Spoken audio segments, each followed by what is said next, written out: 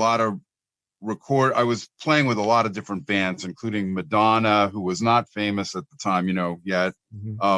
And a lot of other bands, and playing synthesizer and piano on, and doing sessions for people like Lenny White, the drummer from Return to Forever. You probably know him from. And anyway, but I got, a hold of I bought a DSX, an Oberheim DSX, which is a sequencer, which is basically like musicians out there know Logic, which is Logic or Ableton. It's like a sequencer, but it didn't play drums. It just played MIDI. There wasn't MIDI. It actually did it with control voltage and gate, but you could actually play something and it would play back what you played on the instrument, not a recording.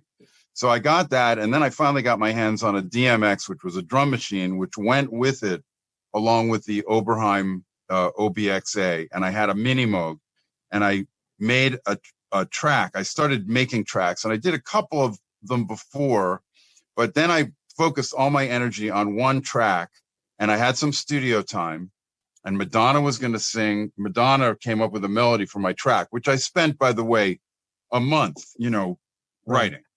It wasn't quick. And I spent a long time doing it.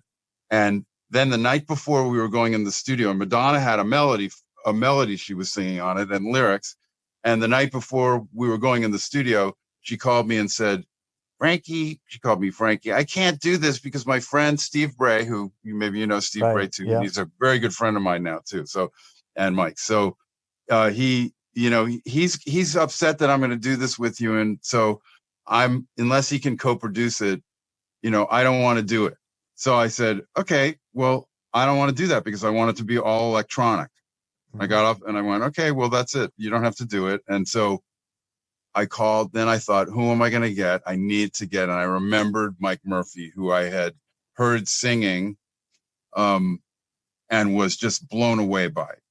So I called him, and he said, okay, I'm going to take the day off from work tomorrow and I'm going to do this. And we went down to the studio and I played him the track, and then go ahead, Mike. Well, yeah. So he called me over the night before, actually, and said, hey, I have this track, but the catch is we got to record it tomorrow.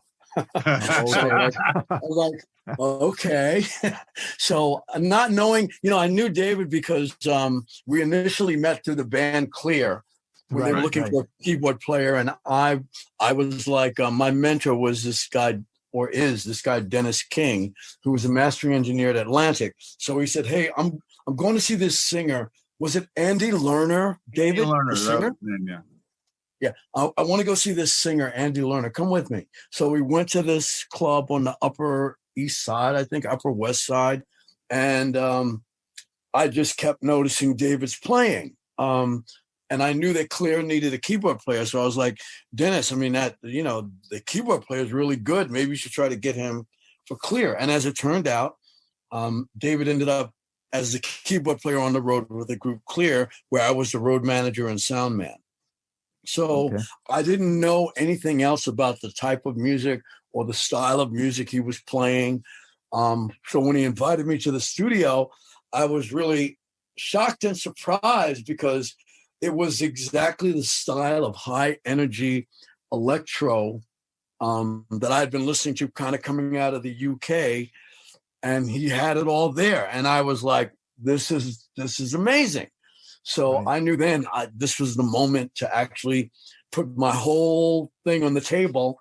And I just started singing like a little chorus, a little hook. I didn't have any of the other words or any of the other parts. He was like, all right, that's great. That's great. I mean, this happened in like the course of maybe 15 minutes. Yeah. Probably 7 or 8 o'clock at night. So that's great. That's great. So finish writing it. And then I'll pick you up tomorrow. We'll go to the studio. I don't know why he had the confidence that I could actually write I don't know. Melody, the lyrics. And I mean, if you know, In Times of Passion, this was a song with moments. This was a song with interludes. This was a song with an intro. And I mean, there's a lot going on in there. But I guess I had been writing that song my whole life because it just, it poured out of me. It just poured out of me that night. And the next day He picked me up. We went to the studio. We recorded it that day. Did the vocals, the background vocals, mixed it. I think we left the studio like, I don't know, 1 or 2 o'clock in the morning. Yep. Maybe even later. Later. Yeah. I got home. Yeah, because I kind of remember it was kind of dawn, right? Yeah, it was.